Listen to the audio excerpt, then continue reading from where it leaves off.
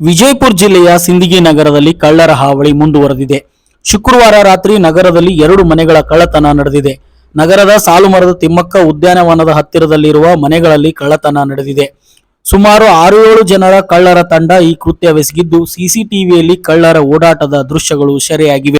15 ಗ್ರಾಂನ 1 chain, 5 ಗ್ರಾಮಿನ 2 chain ಹಾಗೂ 5 ಗ್ರಾಮಿನ 2 ಉಂಗುರ, ಗಣಪತಿ ಹಾಗೂ ಲಕ್ಷ್ಮಿಯ ಮೂರ್ತಿಗಳು, 25,000 ರೂಪಾಯಿ ನಗದು ಕಳ್ಳತನ ಮಾಡಲಾಗಿದೆ ಎಂದು ತಿಳಿದು ಬಂದಿದೆ.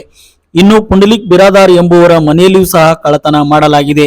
ಇವರ ಕುಟುಂಬಸ್ಥರು ಮಂತ್ರಾಲಯಕ್ಕೆ ಹೋಗಿದ್ದ ಸಂದರ್ಭದಲ್ಲಿ ಕಳ್ಳತನ ನಡೆದಿದೆ. ಈ ಬಗ್ಗೆ ಸಿಂದಗಿ ಪೊಲೀಸ್ ಠಾಣೆಯಲ್ಲಿ ಪ್ರಕರಣ ದಾಖಲಾಗಿದೆ ಎಂದು ತಿಳಿದು ಬಂದಿದೆ. ಕಳ್ಳರ ಗುಂಪು ನಗರದಲ್ಲಿ ಈ ರೀತಿಯಾಗಿ ಕೃತ್ಯಗಳನ್ನು ಎಸಗುತ್ತಿದ್ದು, ಜನರು ಆತಂಕಕ್ಕೆ ಒಳಗಾಗಿದ್ದಾರೆ.